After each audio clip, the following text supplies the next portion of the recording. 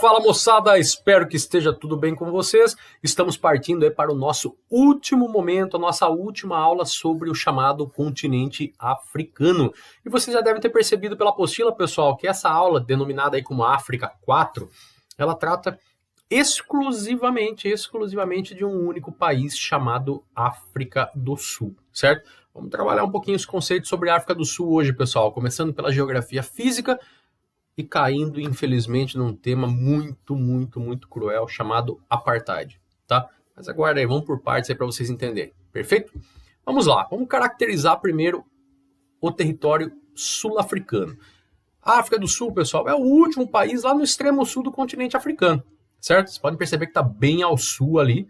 Por estar ali bem ao sul e de acordo com algumas características geográficas intrínsecas ao local aí, ele tem alguns aspectos, pessoal, muito inusitados, né?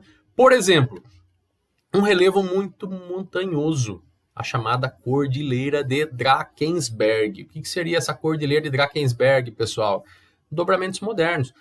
São oriundos aí de atividade orogenética, pessoal. Movimento tectônico, certo? Lembra que nós estudamos lá o continente africano na primeira aula, que ela tem tanto atividade tectônica no extremo sul, quanto lá no extremo norte, na região do Magrebe, a Cordilheira do Atlas, mas também na região do chifre da África, ali com o Rift Valley. Lembram disso? Pois bem, pela sua localização, pessoal, temos que lembrar que a África do Sul ela está totalmente no hemisfério sul, tá?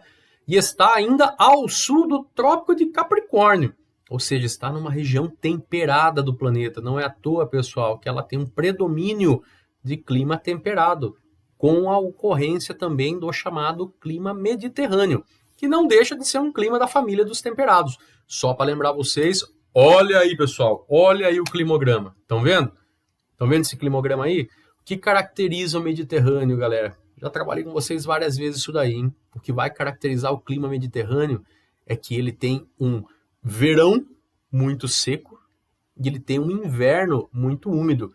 E isso dá para perceber nesse climograma, né? Ó, no meio do ano as temperaturas decaem, mas o que acontece com as chuvas? Aumentam, certo? Então, esse climograma que passei para vocês aí é característico do chamado clima mediterrâneo, que pode ser encontrado aí em uma determinada parte do território sul-africano, ok? Pois bem, pessoal, já trabalhamos até em outras aulas sobre alguns aspectos econômicos da África do Sul, mas vamos acrescentar alguns aí que são importantes de serem lembrados, tá? A África do Sul, galera, é o S daquela sigla dos BRICS, lembra? Brasil, Rússia, Índia, China, África do Sul, aqueles 5 países que até então, até pelo menos uma década atrás, prometiam, né, grande desenvolvimento, uma importância cada vez maior aí no cenário internacional, né? Nós vimos que os BRICS deram uma patinada, né, pessoal, nessa última década aqui, só a China que ainda está conseguindo se manter um pouco mais forte, a Índia também, né? Agora, no caso do Brasil, deu uma estagnada, a Rússia também, a própria África do Sul deu uma esfriada, mas isso tem a ver também com toda a dinâmica econômica mundial, né, que não está sendo das melhores nos últimos anos, né? Pois bem, no caso da África do Sul, eles têm uma economia sólida, pessoal, tá? Tem uma produção mineral que ajudou muito o processo de industrialização sul-africano. Lembra que nós falamos em outras aulas que o subsolo sul-africano é muito rico? Vocês podem observar aí, ó, o próprio autor coloca alguns só para a gente dar uma olhadinha aí, ó, tipo ouro, tipo diamante, ferro, carvão, urânio, mas tem outros recursos também que não estão nem citados aí no mapa. Isso favoreceu muito a atividade industrial, tá? Então eles têm uma indústria ainda hoje muito diversificada. Tem uma agricultura eficiente, dá para olhar mais ou menos por esse mapa aí as áreas de produção, né? Você tem aí, por exemplo, a área de vinhedos e cítricos. Lembrando, pessoal, que onde nós temos vinhedos e cítricos é o chamado clima mediterrâneo, tá? Onde você tem aí a possibilidade climática de poder plantar uvas e também alguns itens que pegam bem, né, nesse tipo de clima, como é o caso de laranja e limão, tá? Área de plantação de cana-de-açúcar, trigo e milho, né? Então você tem aí algumas áreas bem expressivas de produção agrícola. E a África do Sul, pessoal, ao contrário de muitos países da África, ela tem uma estrutura turística interessante, até por causa da sua variabilidade geográfica, né, de climas, por exemplo, ou de paisagens. Mas também porque ela tem 4 capitais diferentes, pessoal. Tem 3 capitais diferentes. Tem a cidade do Cabo, vocês podem observar no mapa ali no litoral sudoeste, tá? É a sede do poder legislativo. Pretória é onde tem o poder executivo, que seria o presidente, né? Bloemfontein é o poder judiciário, tá? E nenhuma delas é o centro econômico do país, porque o coração econômico do país é a cidade de Joanesburgo, né? Então ela tem aí 4 cidades muito importantes no seu contexto nacional, não fica tudo centralizado em uma só, certo? Ok? Pois bem, pessoal, só que ainda assim é um país que vem enfrentando muitos desafios, tá? Por exemplo, crescimento de algumas doenças, como é o caso da AIDS, tá? Que avança muito, até devido à pobreza, desigualdade desse país, né? Que assim como o Brasil também enfrenta uma desigualdade monstro. Temos que lembrar que boa parte dessa desigualdade vem do processo de colonização e principalmente de um sistema que foi instituído há pouco tempo atrás, existiu há pouco tempo atrás, foi instituído, mas felizmente já não existe mais, né? Que é o sistema do apartheid, né? Então, já vamos falar sobre ele, tá? A África do Sul busca superar isso daí, tá? Ele deixou muitas marcas, muitas cicatrizes ali na sociedade sul-africana. Entre elas, por exemplo, o desemprego e a criminalidade entre negros. Por quê? Porque entre brancos aí, tanto o desemprego quanto a criminalidade são bem menores, tá? Conflitos tribais étnicos. Você tem 2 grupos principais ali que disputam o poder econômico, o poder político lá, que são os Xhosas e os Zulus, né? E integrar os chamados ou antigos bantustões, que nós já vamos falar também, já vamos saber o que são os bantustões, que são áreas ali ou territórios, entre aspas, autônomos dentro do território sul-africano e que tem hoje uma dificuldade de integração muito grande com a dinâmica capitalista do país, tá? E tem mais uma coisinha curiosa, pessoal, quando nós falamos de África do Sul, ela tem dentro dela 2 enclaves, viram ali, ó? Não viram? Não viram ainda? Ali, ó, um é a Suazilândia e o outro é Lesoto. São 2 países, cara, tá? Dentro da África do Sul, né? Lógico que tem todo um aspecto histórico do porquê que se formaram, não vem hoje ao caso aqui, mas hoje, geograficamente, você tem aí 2 países dentro da África do Sul, 2 países com soberania própria, governo próprio, não respondem ao governo da África do Sul, tá? São países independentes, ok? Principalmente Lesoto é um enclave, né? Que tá todo rodeadão aí de África do Sul, certo? Pois bem, galera, vamos ao que importa realmente dessa aula, conversar a respeito do chamado apartheid. O que seria o apartheid? Ó, nas palavras do autor, hein? Política institucionalizada de segregação racial pela diferença e exclusão dos direitos, baseada no critério racista de cor de pele ou cor da pele, né? Ou seja, pessoal, era uma política instituída pelo governo na África do Sul que segregava brancos e negros. Tá? Era ilegal. Não era ilegal, era legal, porque estava na lei. Nós temos que nos atentar, pessoal, porque muitas coisas que acontecem às vezes na história da humanidade são legais, estão na lei, mas não é porque são legais que são morais, tá? Há uma grande diferença entre legal e moral, ok? Então, no caso do apartheid, ele mostra muito bem isso pra gente. É um regime segregacionista, separava literalmente negro de branco, tá? Dava ali condições completamente diferentes para esses grupos, como nós veremos, e era garantido por lei. A própria lei instituía isso, ou seja, completamente imoral, né, pessoal? Vamos falar a verdade, né? Como é que começou isso daí? Do nada? Não. Ele foi instituído, pessoal, no século passado, tá? Mas nós temos que entender um pouquinho qual que é a dinâmica. Num primeiro momento, a África do Sul ela foi colonizada por holandeses, principalmente aqueles ali que vinham de um ramo do protestantismo chamado calvinismo, né?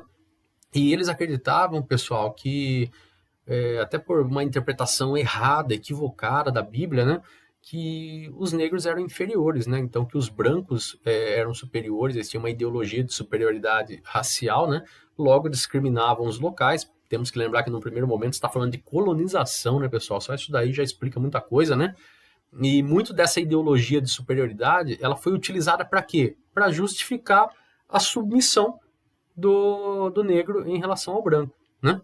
Então, assim, às vezes não, né, pessoal? Às vezes sempre na história, né? A gente vê que não basta apenas ter o privilégio, né? Você tem que justificar, você tem que legitimar o privilégio, né? É uma maneira, parece, de ter a consciência tranquila, não sei, né? Cada um aí tem que pensar um pouquinho, fica para vocês pensarem aí, mas é complicado isso daí, tá? No século XIX, pessoal, nós temos aí a chegada dos ingleses também nessa região, nós temos uma colonização paralela, uma parte ali do território acabou ficando para os holandeses, uma parte para os ingleses, né? Só que um ano que foi o divisor de águas, pessoal, foi o ano de 1867. Por quê? Foram descobertas muitas jazidas de ouro e diamantes. Lógico que isso daí criou um conflito entre esses dois países, tá? Entre a Inglaterra, né, Reino Unido, e entre a Holanda, né? Com isso, nós tivemos uma guerra, pessoal, local, tá? Durou quase 3 anos, um conflito local entre ingleses e os descendentes dos holandeses que lá já estavam estabelecidos, conhecidos aí por boeres, tá? Os ingleses estavam aí, pessoal, no auge do seu poder, acabaram conseguindo uma vitória muito fácil e, consequentemente, a posse de todo o território da África do Sul, da atual África do Sul, tá? Tá aí, ó, até uma imagem que o autor colocou pra gente da apostila aí dessa batalha, tá? Pois bem, século XX, ainda África do Sul, uma colônia inglesa, né, pessoal? Nós sabemos que vem aí a Segunda Guerra Mundial. Quando adentra a Segunda Guerra Mundial, pessoal, os descendentes dos holandeses da África do Sul, que seriam os boeres, eles já tinham conseguido mais de 60%, olha lá, ó, mais de 60% da população branca da África do Sul, pessoal. Ou seja, de toda aquela população branca que basicamente era descendente de ingleses e holandeses, né, que seriam os boeres já estavam representando 60% da população branca. Ô professor, mas por que você está falando só da população branca? Pessoal, infelizmente, pelo histórico, até a população negra não tinha acesso principalmente ao poder político na África do Sul, tá? Quem decidiam eram os brancos, né? E no caso aí, quando chegou a Segunda Guerra Mundial, nós temos aí um predomínio dos boeres, né, que são os descendentes aí dos holandeses. Segunda Guerra Mundial, o Reino Unido sai muito abalado, né, da sua disputa aí com a Alemanha, toda aquela questão histórica que vocês já sabem, tá? 1948, os descendentes dos boeres conseguem a maior parte das cadeiras no parlamento, ou seja, nas eleições eles conseguem emplacar mais candidatos no parlamento, e a partir do momento que tem mais representantes, eles podem fazer a lei a seu favor ou a favor do que eles acham certo? E é ali que começa a se fortalecer uma prática racista na África do Sul. Lembrando que a África do Sul, enquanto a África do Sul, pessoal, só começa a existir no final da década já de 1950 e começo da década de 1960, tá? Tanto é que em 1961 nós temos a fundação da República da África do Sul como ela é hoje, tá? Só que mediante aí, ó, um sistema de segregação em todos os níveis. Quando fala todos os níveis, nós estamos falando na esfera econômica, social e política, tá, pessoal? Só que esse sistema segregacionista, né, que ficou conhecido aí como apartheid, ele não ocorreu à toa, né? Ele ocorreu para quê? Para manter o domínio de uma minoria branca sobre uma minoria, de uma minoria branca sobre uma maioria negra. Só que nós temos que lembrar, pessoal, que isso aí já era histórico lá desde o século XVII, né, com os holandeses. Então, tem todo um precedente histórico que facilitou muito o estabelecimento desse chamado apartheid, tá? Detalhe, pessoal, esse regime segregacionista por natureza, ele forçava pessoas a utilizarem praças, praias, banheiros, bebedouros diferentes, tá?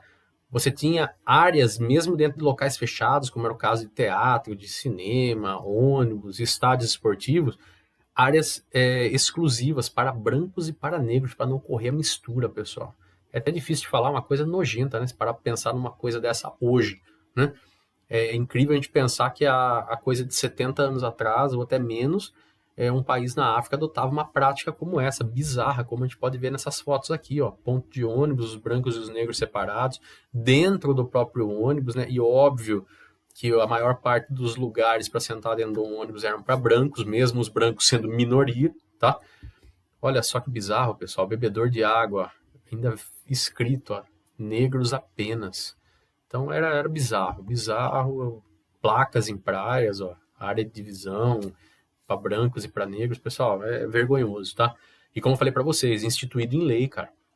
Então era legal, tá? Quem praticasse essa discriminação, essa segregação, não estava cometendo um crime, ao contrário, estava autorizado pela lei, estava cumprindo a lei, por incrível que pareça, tá? Só para vocês terem uma ideia, pessoal, a lei ela era tão bizarra que tanto ali casamentos, relações sexuais entre etnias diferentes, entre brancos e negros, era ilegal. Aí sim você estaria contra a lei se você fizesse isso. Então era uma maneira realmente de manter essa segregação, essa separação entre brancos e negros, ok? Pois bem, uma das maneiras mais efetivas para se conseguir isso, pessoal, foi por meio da chamada segregação geográfica. Como assim? Separar geograficamente, espacialmente, os negros dos brancos, por meio dos chamados bantustões. Olha a definição do autor, pessoal. Espaços determinados para onde eram remanejadas e reagrupadas etnias negras com diferentes origens tribais. Então, olha lá, pessoal. Mapa da África do Sul, tá? Num determinado momento, o governo da África do Sul, como forma até de separar de vez aí os negros que estavam nos grandes centros urbanos dos brancos que lá viviam, foram criados os bantustões, que seriam como se fossem regiões, pessoal, como o autor mesmo fala, né, espaços determinados, onde o governo separava esses grupos de acordo com a sua origem étnica, de acordo com a sua origem tribal, tá? Então, os negros eram apartados, né?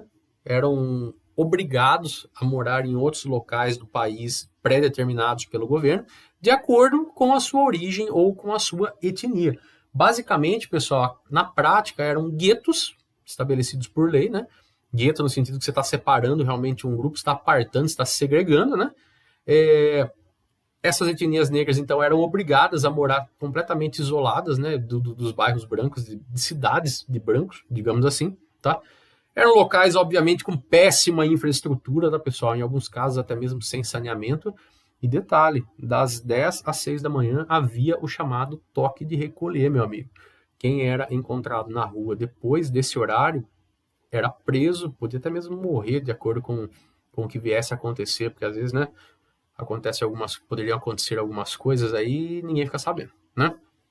Então, havia o toque de recolher. Não podiam ser encontrados na rua entre 10 da noite e 6 da manhã, sob a alegação de vadiagem, pessoal. Olha que negócio bizarro, tá?